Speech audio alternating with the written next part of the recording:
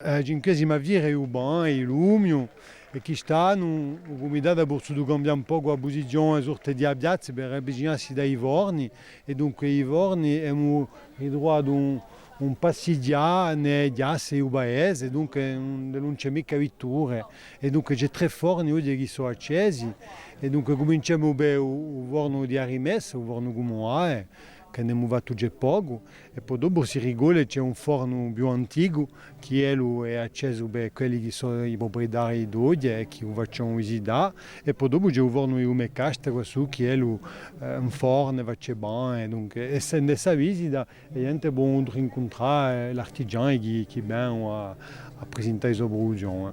Allora, au rang de tutto questo si va a giocare a Tribiera, quello de poi. Allora, lo scopo dell'affare è di fare un ciclo da Dara a Obiato, dunque poniamo il ramo, cuoiamo all'antica e dopo ci fanno la farina e dopo si impasta, si inforna e questo è il principio di avere urbano e di Tribiera. È qualcosa che di rinnovare con il suo passato. Troviamo che è assai importante. Dunque a Tribiera mi occupo io e dopo il ramo è dato al mulino e dopo i banattieri si incaricano di infornarlo.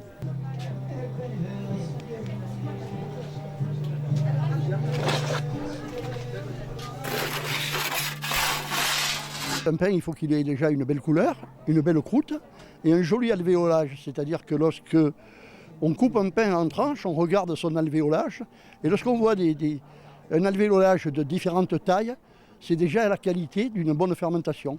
Ce qui fait un bon pain, c'est une bonne fermentation. C'est pour ça que le boulanger, comme un peu le vigneron, où on se ressemble assez, pour faire un bon produit, il faut qu'il amène à maturité. Qu'est-ce que c'est un bon pain? Un bon pain, c'était déjà fait avec des ingrédients nobles et que le boulanger y mette tout son amour dedans.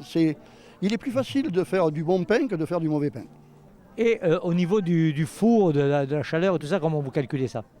La chaleur du four, lorsqu'on a des fours électriques, tout ça, c'est facile, on tourne en thermostat, on le met à tant de degrés.